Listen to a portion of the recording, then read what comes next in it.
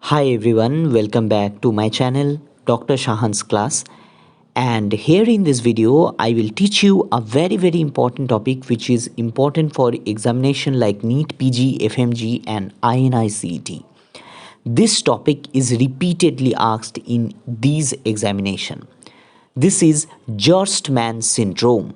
There was a MCQ which says that there was a problem in the parietal lobe, and which parietal lobe you have to remember, and dominant or non-dominant hemisphere.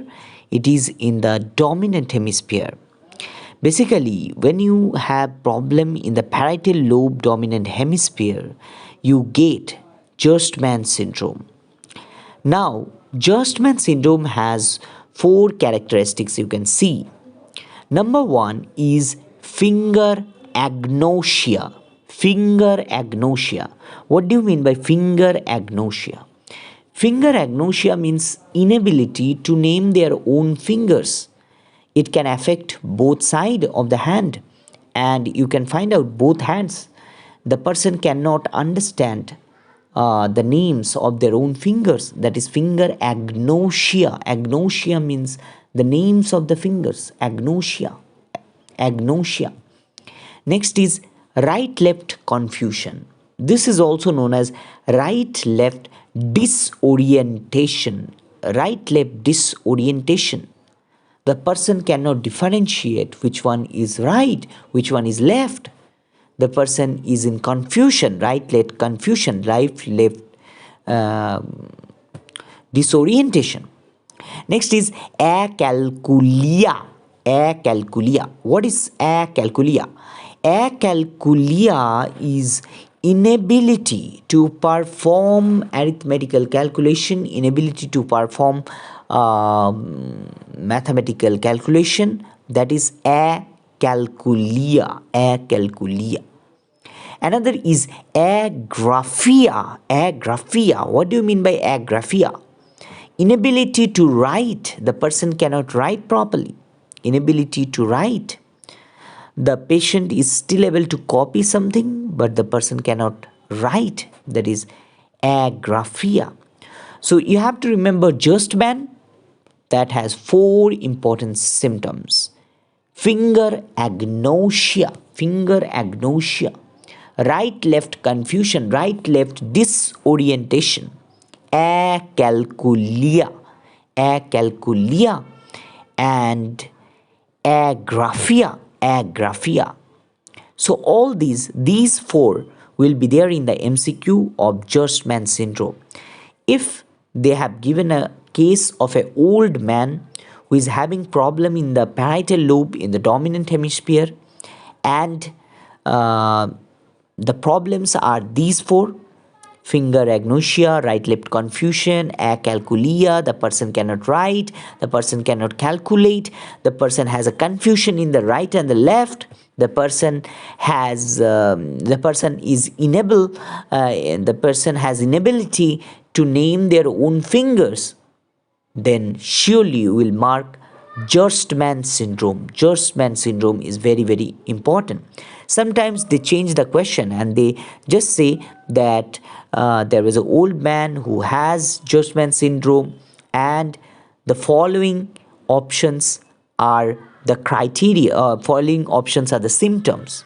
So they will give 5 options or different options, and you have to mark which is not. Now this slide is very important. Why? Because this slide contains the portion where the portion of the brain which when affected you get the Gerstmann syndrome. What is affected? Which portion is affected? You know it is parietal lobe is affected. You know dominant parietal lobe. But you don't know this one. Supramarginal gyrus is affected. Supramarginal gyrus is affected. Angular gyrus is affected. Angular gyrus is affected. Supramarginal gyrus is affected.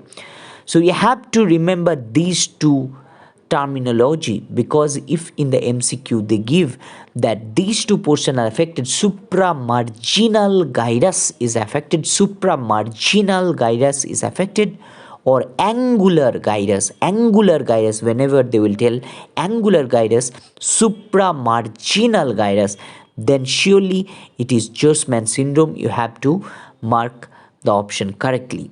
And you have to remember, when these are affected, then you will get the 4 important symptoms that I already discussed. Now, this is basically an MCQ of Gerstmann syndrome. You can see the male patient, 21-year-old. No mental retardation is there, but the person has these following symptoms. Right leg confusion is there, right and left. Disorientation is there. The person cannot calculate, acalculia. The person cannot write, agraphia. The person has also confusion in the finger regarding the names of the fingers. That is agnosia, finger agnosia. So all these things are there, and they may also tell that the parietal lobe is affected. And dominant parietal lobe is affected. You have to mark what is the disease. You have to guess the disease. The disease is Gerstmann syndrome.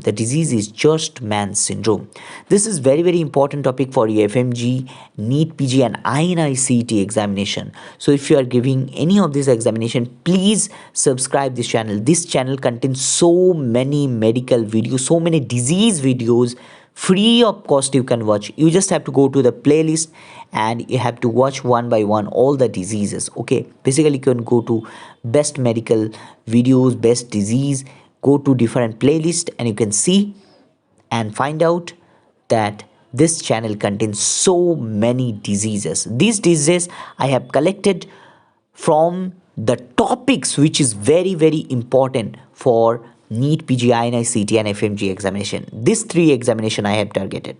So if you are preparing any of this examination, please subscribe. It has so many diseases. Please subscribe this channel. You will learn a lot from this channel. Thank you. Have a nice day. Bye bye.